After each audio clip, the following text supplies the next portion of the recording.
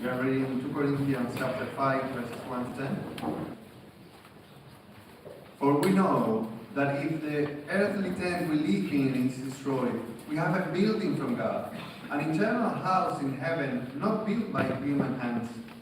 And while we groan, longing to be clothed instead with our heavenly dwelling, because when we are clothed, we will not be found naked. For while we are in this tent, we groan and are burdened, because we do not wish to be unclothed, but to be clothed instead with our heavenly dwelling, so that what is mortal may be swallowed up by life. Now the one who has fashioned us for this very purpose is God, who has given us the Spirit as a deposit, guaranteeing what is to come. Therefore we are always confident and know that as long as we are at home in the body, we are away from the Lord. For we live by faith, not by sight. We are confident, I say, and we prefer to be away from the body and at home with the Lord. So we make it our goal to please Him, whether we are at home in the body or away from it. For we must all appear before the judgment seat of Christ, so that each of us may receive what is due to us for the things done while in the body, whether good or bad. Well, this is a composite of emails I have received over the years. We've been to visit another church and we're going to go there now because we felt like the leaders there really knew what they were doing. I like this person's preaching a little bit better because they really clearly direct us as what we should do every day and what we need to be like to change the world now. I love this one. We're going to go somewhere else because I find it, to be honest, a much more masculine approach to Christianity. Now, like all criticisms, you have to try and take from it what might be true. And Paul, in this letter to Corinthians, is sketching out the type of leader in the church that we should trust. And he has said things like this. He said, you should have leaders who do not lose heart, who do not give up.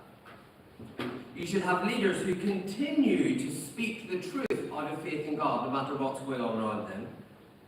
And today, he says about himself, we are confident. The word there is more literally courageous, brave.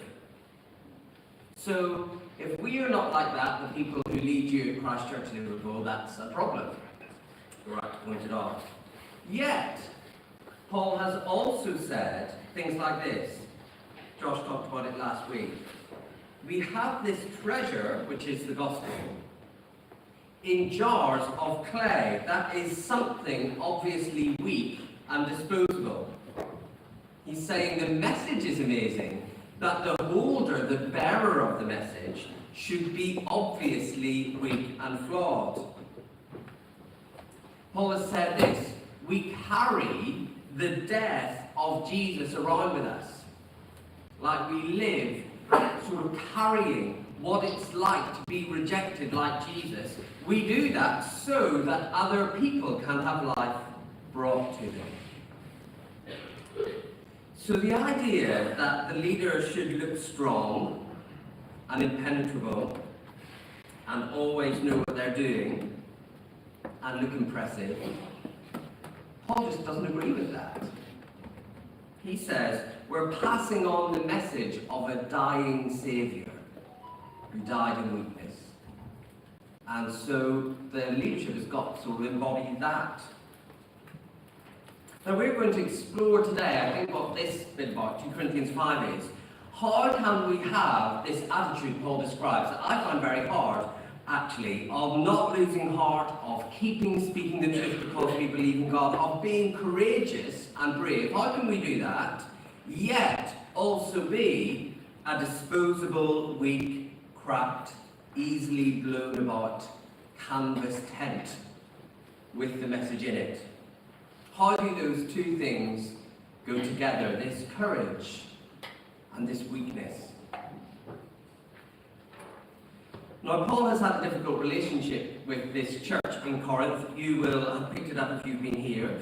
They are tempted away from Paul's leadership to a leadership that seems a lot more glorious, stronger, more successful, even more sort of serious about holiness and law-keeping.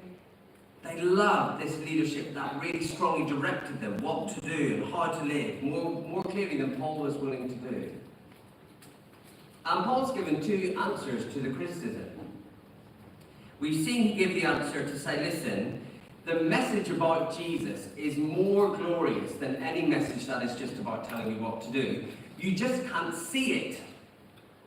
You know, it's obvious. If I boss you all around today to say, we all need to do this, and then some of you do it, well, it looks like, wow, it works. Obvious. We can see it. If you introduce someone to Jesus, something invisible, but much more glorious happens, Paul says. That person is made right with God. God, by his Spirit, comes into their lives. Now, we're just going to have to believe that rather than see it. But Paul says that is much more glorious. It would be foolish to trade that for secret, shameful, controlling ways, because the result of those ways is clearer. Here's the second question. It's another fair question he's been addressing. Okay, if the message is so glorious, why doesn't God make the people who bring the message look a bit more glorious? It's like implied insult to Paul there, which I like. It's like, the message is really, really great, so why is it coming through you? Compared to the strong speakers and the popular and commended new leaders in Corinth, Paul looks weird. He's from another country. Perhaps they have more masculine energy, who knows? And people thought, if this was the real deal, God would do something to make it look better than this. And indeed, some people still think the same. They think we'd really see some more remarkable and amazing things that we could see if God was really doing something glorious. But Paul says, listen, no, it's the opposite. Everything about the way it's set up is that God is using the weakest, most disposable, unimpressive people to show that the power is from him. To demonstrate it's not about them, it's about Jesus. And so here he's saying that's a feature of the gospel. It's not a bug, it's not a mistake that God uses weak people to show him. And in this passage he owns that. The one we had read today said, yeah, we are wasting away. But that's on purpose, because the glory is God's.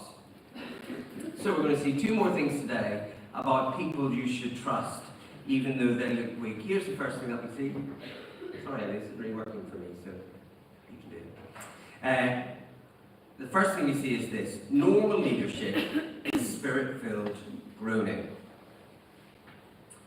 I have heard and believed and even talked some nonsense about Christian leadership in my time. So when I was a teenager, I thought I couldn't be a Christian because I was so utterly uncool that I thought God couldn't use me and therefore wouldn't want me on his team. Clearly I hadn't met many other Christians.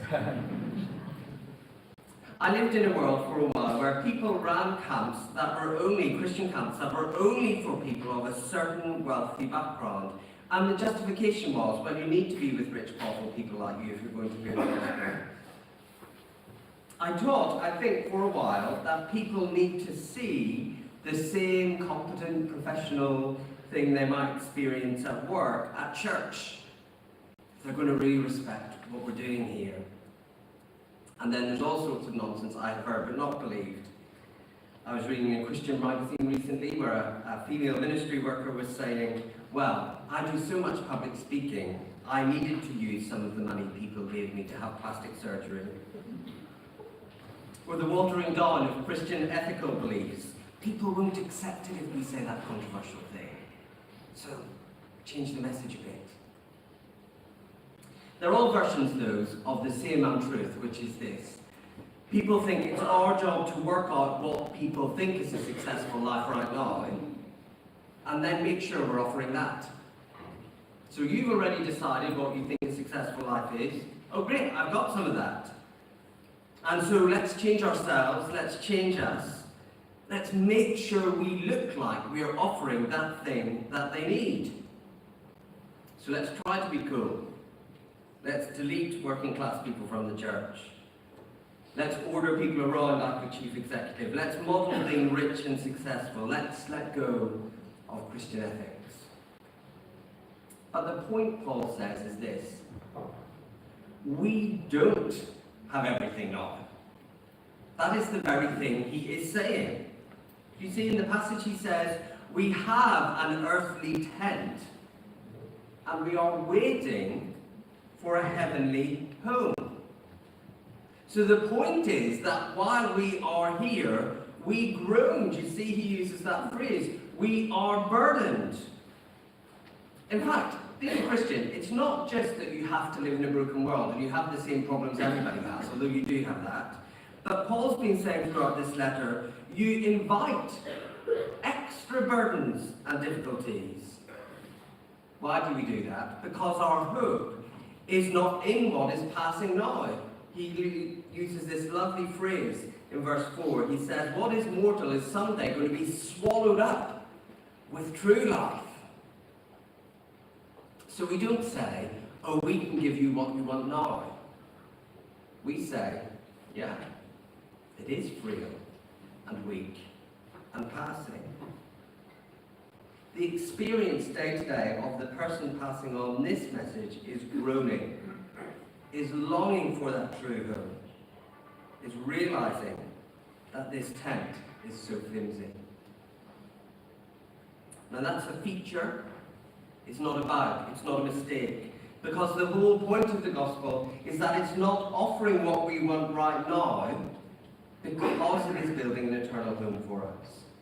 And he says in this passage, God has fashioned us for that purpose. We are all made to not have a perfect life now, but to get to eternity. That's why all of us, Christian or not Christian, find life so challenging now. I wonder if you ever feel tired and burdened and overwhelmed and worn down by the problems and trials of this old world. Feels like we're made for somewhere else. Well, if you feel that, it's not that you're doing it wrong. God has fashioned you, made you for that eternal set of clothes. And so while you're in this flimsy, broken set, you groan. So if the burdens of this world are heavy on you at the moment, because of the frailty of your body, or the frailty of your mind, that's not a nice experience. It's a result of the brokenness of the world, but it's not that you're doing the Christian thing wrong. You're actually doing it right. You know more than anyone that we're made for somewhere, and we aren't there at the moment. More importantly, if you have heavy things to carry that go along with the mess of this broken world, and that's most of us, and people at various times have various different difficult things to carry, that doesn't put you on the sidelines when it comes to telling about Jesus, when it comes to being involved in this ministry of the gospel. No, that's the normal qualification. If you're weak and frail, you mess things up, you get things wrong, you aren't perfect now, you are ideally qualified to point to the fact there's an eternal hope. It is quite common, this. Like me as a teenager, I don't really have what the people around me think of as success. So they won't listen to me, so I won't try.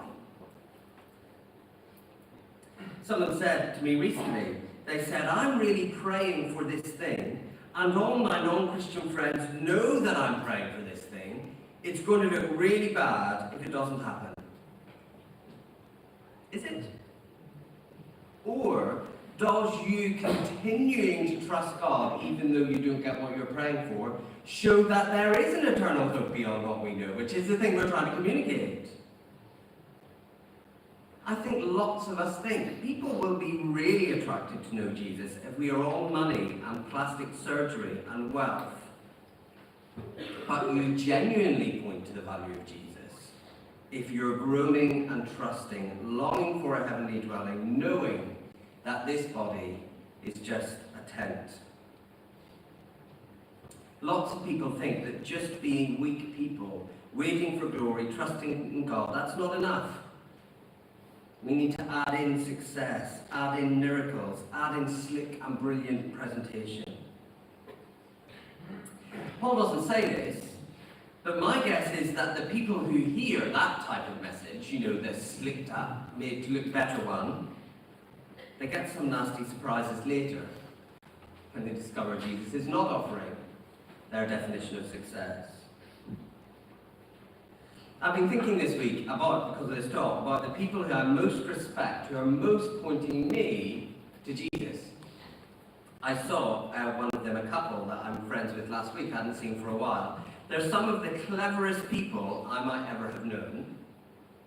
And they're plugging away to plant a church in one of the hardest, toughest countries in Europe where people don't really want to become Christians. So they're excellent people, but their church looks nothing like this because no one there is really engaging with the gospel. And they were being interviewed about their work, and the person interviewing said to the wife of the couple, "Do you feel at home in the country that you're in?" And she said, "Yes, I do. We love it. We're settled down. We're raising our kids there. We've been there for 20 years. We love them there. It just took about 5 years of it being really hard and feeling really lonely and not being able to speak the language. Just 5 years." I was like, 5 years? You spent 5 years of feeling lonely and miserable and unable to communicate. But to her it was just like, yes, just 5 years. Because I've got a heavenly dwelling. That first 5 years of groaning, that inspires me. It points me to Jesus. It's the weakness that allows that. Recently, I was at the funeral of someone who was obviously clever, obviously well-loved, who died young, who's now, as Paul says, at home with the Lord. And honestly, that funeral, though it was incredibly sad, was 1,000 times more encouraging to me as a Christian than someone saying, "Oh, I really wanted a new job, so I prayed for it and God gave it to me." No, this person had invited difficulty. They had carried the death of Jesus, and they had seen life at work in others, and their death was tragic and it was hard. But nothing could have been clearer from that funeral than we have a home in heaven. We think if we add miracles to gospel telling, it will be more effective. I just want to be clear, we're not saying God never does miracles, quite the opposite. We think he does them all the time. But we don't think we are doing it wrong if God doesn't do that. We are letting down the side if God doesn't do amazing things that people can observe. No, the message is this flimsy tent is being replaced by a heavenly home. And we're ideally qualified to show that message. The Christian message is that we lose things now because there is eternity later. We are weak and failing and longing for home. We believe the mortal will be swallowed up by a much more glorious life. We believe we are made for that perfect life with God. So whatever we're groaning with now, it's not your time to take a back seat in pointing other people to Jesus. Whatever you're groaning with now qualifies you to point people to Jesus. No, just to be clear, Paul's not saying, so just knuckle down and get on with it, which is, the masculine approach. Paul's not saying that. He makes it very clear in verse 5 that the Spirit, God's Spirit, who is God's real presence with us, is in our lives now. He is there. We know that presence. What happens, I think, now is that we groan and are burdened, but occasionally, and you'll know this as if you're a Christian, you get flashes or insights or senses of that eternal home to come. God is with us and helping us. And the other thing I want to say before we move on is that groaning is not moaning. Many people here are British, but if you are British, you'll know mooning is like our national sport. And so this passage can look very encouraging. It's like, great, we get to moan all the time, and that's why we point people to Jesus.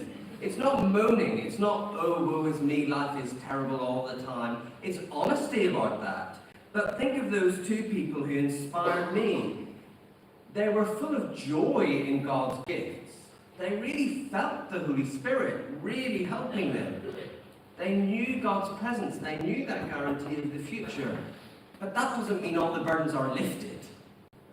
You know, you sail through life. It's a joy in trials. Groaning, I guess we could say, is Godward. We say to God, oh, this is so hard. We don't complain to each other. All the things that are your frailties are your opportunities to introduce people to the eternal Jesus. They're not getting in the way. Here's the second thing you see. Like I said, we're only seeing a few things.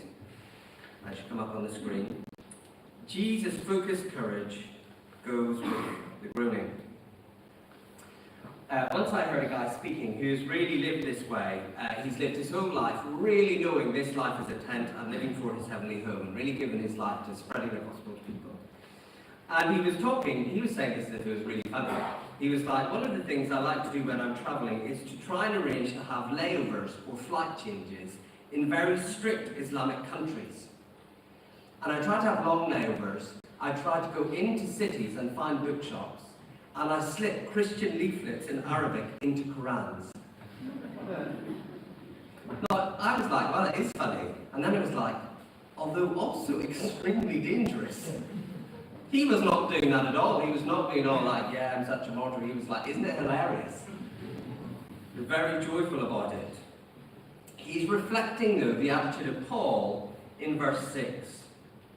And verse 8, actually, he repeats it. He's saying, because we know this life is a tent and flimsy and is passing, we're very brave. We're very confident. We have courage. We know while we're here, we are away from the Lord. We believe we will be with the Lord one day, where we'd rather be. And that means this life now, we don't really need to worry about it too much. We can be brave. We can take risks. This tent burns down, that's not a big deal.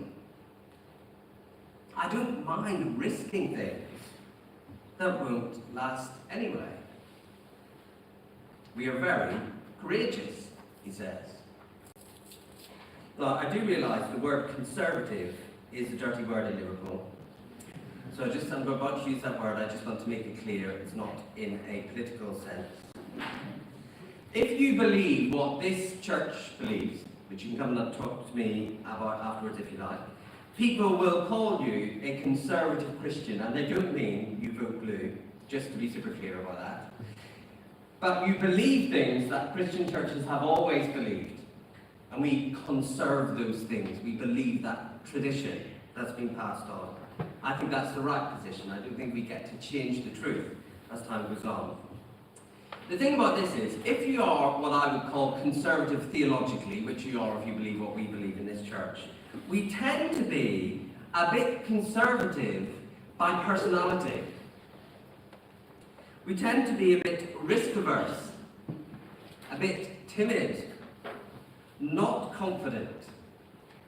We lean conservative, not politically, but sort of personality-wise. We're unlikely to take risks with our earthly tent. And that is actually a real inconsistency. It's not conservative theologically, conservative person.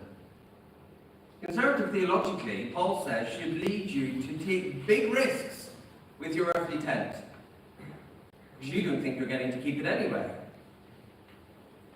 We should be people who are courageous. So my friend, the woman who said, I basically had no friends for 5 years, she was theologically correct to take that list. Because why? Invest in your tent. People who move house for a challenging church plant. They're theologically correct to do that. Students on campus sharing the gospel, as lots of you have been doing. It feels embarrassing sometimes, but it's right. Not because we think we're really great and it will all work out perfectly here and now. No, the opposite. Because we believe the tent is flimsy. We know we are away from the Lord. We expect life to be imperfect because we're not with Him yet. So whatever we lose is not a real loss. Now, of course, it's possible to be brave and stupid. Once I was at a wedding, I must make it clear not anyone connected to this church. And I was sitting beside someone, and I only knew the bride, not the groom. And after the speeches, which were a little bit strange, I said, it's quite unusual, the groom, isn't he? I've never really put them together. And the woman sitting beside me said, yes, she's very brave. I don't think that was a compliment. It was code for stupid, I think. And we could be brave in that way. We could say, well, if this tent is just a tent, let's be careless. Let's be foolish. Let's just chuck it all away and be brave. What brave, confident actions should we take to be wise? To not waste what God has given us. You could just say, well, if life's just a flimsy tent, well, live fast, die young. Going to heaven anyway. No, Paul says. The courageous decisions we make will be, in verse 10, ones that are defensible before the judgment seat of Christ. One day, Jesus will judge the world and all of history. Now, anybody who has called on Jesus' name will escape punishment, no matter how poor their ministry, or how bad they were at passing on Jesus. If you're trusting in Jesus, you're right with Him for that day. But still, on that day, before the judgment seat of Christ, a judgment, a discernment will be made of what we did with what we had. Nothing, if you're trusting in Jesus, will come to the surface that will stop you being with Jesus forever. That's in the bag. But one day we will stand before Jesus the King, and how we responded to what He gave us will be exposed. And so the call now is to courage.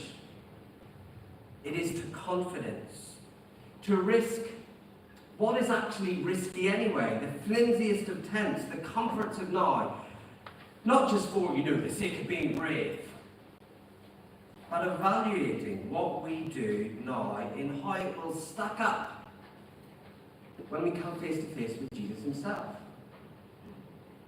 That will mean making some very brave decisions as far as everyone else is concerned. So conservative Christians, we should not be stupid, just frittering money, wasting opportunities. We shouldn't do that. We're accountable to Jesus. Then neither should we be timid. We should be confident. We should be brave, because as Paul says, our aim is to please Him. That is the horizon of our lives. Let me finish by saying three things. One for us, one about tents, one about yourself. Here's the first one. By us, I mean the people who lead this church.